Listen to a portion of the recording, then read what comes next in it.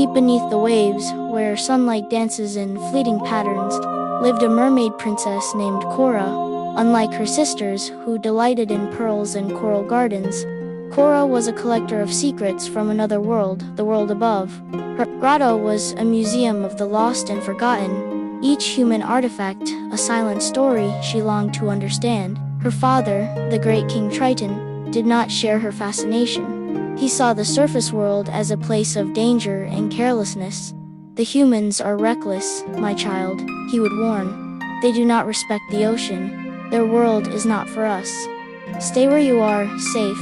But his warnings were born of a forgotten pain, a story of a time when the human and mere worlds were closer, and a connection was tragically broken. It was a secret he kept locked deep within his heart, a reason for the wall he had built between the two realms. Above the waves, Prince Alaric was a different kind of human. He was not a conqueror, but a scholar of the sea. He believed the old legends of merfolk and underwater kingdoms were not just stories, but echoes of a truth lost to time. He sailed the ocean, charting its currents, hoping to find proof. He treated the ocean with a reverence few humans did. He saw its beauty, its power, and its fragility. While others saw the sea as a resource to be plundered, Alaric saw it as a world to be understood, a mystery to be cherished. But this prince's noble quest had drawn a darker gaze. From her shadowy lair, the sea witch, Ursula, exiled by Triton long ago, saw her chance for revenge. "A human who loves the sea," she hissed. "He will be the perfect bait to break Triton's heart." With a spell of pure spite, Ursula unleashed a phantom storm. It was no natural squall, but a maelstrom of dark magic, designed for one purpose: to shatter the prince's ship and drag him into the depths as a pawn in her cruel game. Cora witnessed the ship's destruction with horror. Forgetting her father's warnings, she plunged into the heart of the storm. She found the prince sinking into the cold darkness and, with all her strength, pulled him from the ocean's angry grip and carried him to the safety of the shore. As he lay on the sand, she sang to him, a melody of the deep ocean, full of magic and sorrow. It was a song of hope, a plea for him to live. As dawn approached, she heard footsteps and, with a final, lingering look, slipped back into the waves. Haunted by the prince's face, Cora went to the only one she knew who could help. She begged Ursula for a way to walk on land. The sea witch agreed, but for a terrible price. "I will give you legs," Ursula purred, "but in return you will give me your voice. It will be my little trophy." Prince Alaric awoke with only a hazy memory of his rescue. A beautiful face framed by red hair and, more vividly than anything, the echo of an impossibly beautiful song.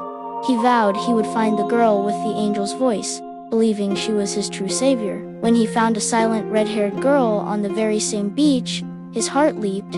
But when she could not speak, could not sing, his hope faltered.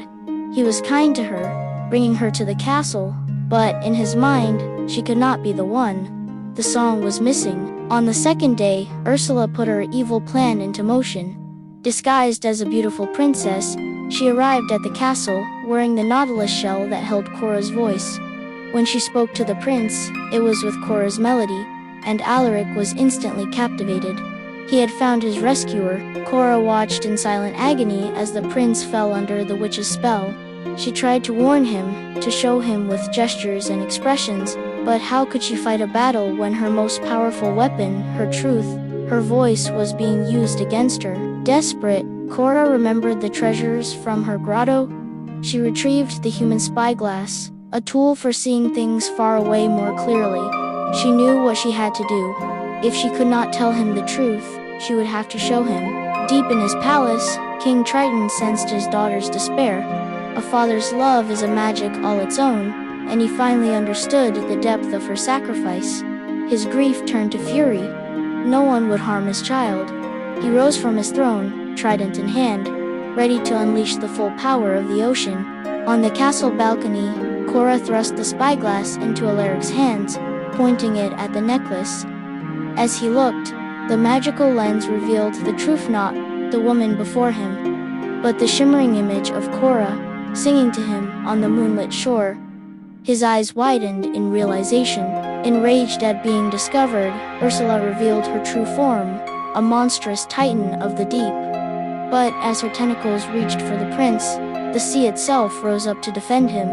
King Triton had arrived, and the battle for two kingdoms had begun. While Triton's power held the witch at bay, it was Cora's cleverness that would win the war. She pointed to the source of Ursula's power, the shell.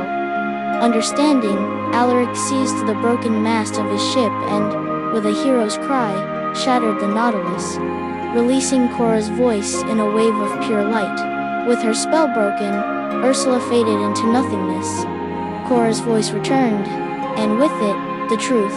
Given the choice by her father to live in either world, she chose the one she had fought so hard to be a part of. The Mermaid Princess and the Explorer Prince, united by love and courage, finally brought their two worlds together, promising a new era of respect and understanding for both the land and the sea. Good night, Prince. Good night, Princess Mermaid. Have a good night dream.